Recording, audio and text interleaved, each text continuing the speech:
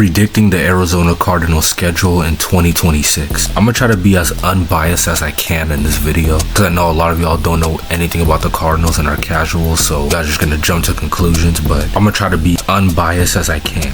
Just another reminder, y'all, we got Mike LaFleur, no more Jonathan Gannon, we upgraded our O-line, Jeremiah Love. The Cardinals are just a whole new team. Y'all need to stop sleeping, bro.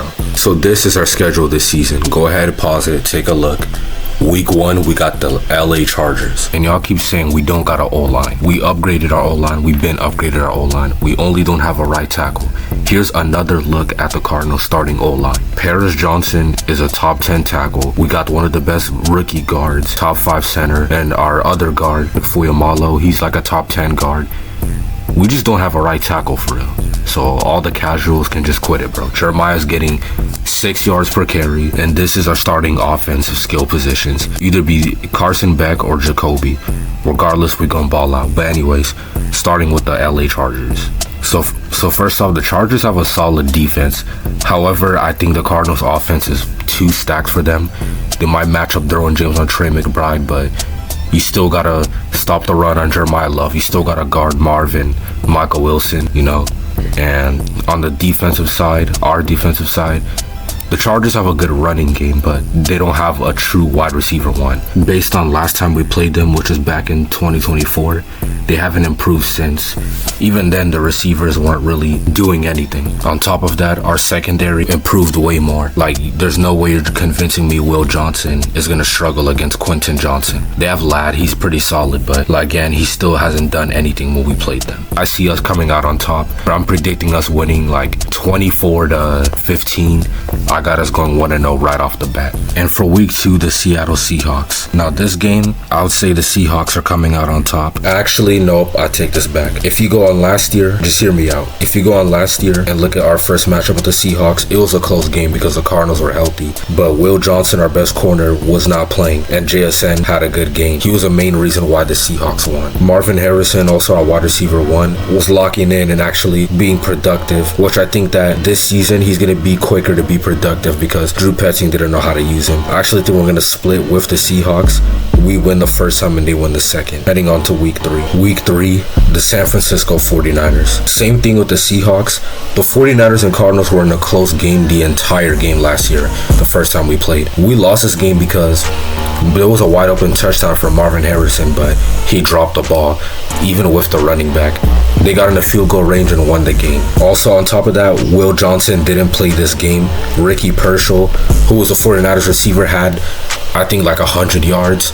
Like, let's be clear. If Will Johnson was there, none of that would have happened. 49er fans can say that they were unhealthy too, but most of their key players played that game. Christian McCaffrey, Fred Warner, Lenore. Y'all just don't understand. The Cardinals were the most injured team in the 2025 season, and they lost by like 7 field goals. This game was 100% winnable. Go on YouTube and just watch the game yourselves. I got us coming out on top on week 3.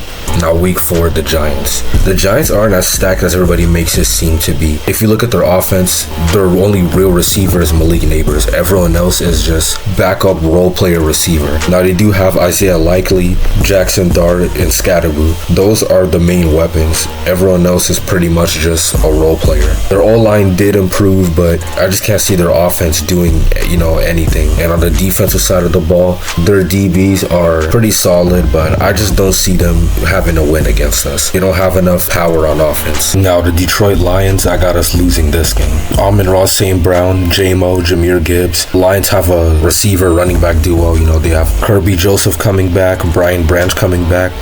Both of them top 5, top 10 safeties. One of the best safety duos in the league. This one, I'll give them that. We're 4-1. Then against the LA Rams. Well, the Rams just got Myles Garrett. They're on the way to winning the Super Bowl right now. I'll give the Rams this one. They'll come off the win. We'll be about like 4-2. And the Broncos, another Super Bowl contender. I'll have them coming up with the win over us. That's 4-3. We own the Cowgirls. That's 5-3. Another win. Like I said earlier, the Seahawks, we're splitting with them. I got them beating us this time. That's 5-4. And then rematch with the Rams, that's 5-5. Then I just can't see us losing to the Chiefs. The Chiefs defense is pretty mediocre. You know, I don't think they can stop Jeremiah Love, Trey McBride, Marv, Michael Wilson. I just can't see it happening. Their offense is pretty mediocre. They have Kelsey, Rashee Rice, Xavier Worthy. Their offense is solid, but I think our defense could definitely stop them. You know, Buddha, Will Johnson, Josh Sweat, although he might leave. I just can't see the Chiefs beating us, so the Cardinals are coming out on top. Same thing goes for the Commanders. They haven't really done anything to build their team, so that's 7-5. The Eagles, they're a complete team, so I'll see them having a win against us. You know, they replace all the players that they've lost, like Tariq Woolen at corner, Mekhi Lemon at receiver, so 7-6. And then the Jets are an easy win. That's 8-6. And then the Saints did get better, but I still don't think they have the edge over us. That's 8-6. We're getting a win over the Raiders. The Raiders have Ashton Genty, Brock Bowers, but fortunately, that's not enough. They don't have a wide receiver one. Fernando Mendoza might be starting by this point, but like I said earlier, you know, wide receiver one. The Cardinals have a solid defense. And on top of that, on their defensive side of the ball, Eric Stokes is their cornerback one, and he's going to have to guard Marv. And I don't think that's going to be good for him, considering Johnson is a nickel DB. And I got the 49ers beating us this time. So my prediction is I got the Cardinals going 9-8. I have them going 9-8 at best, and at worst, probably 7-8. Those are all my predictions so far. And, yep.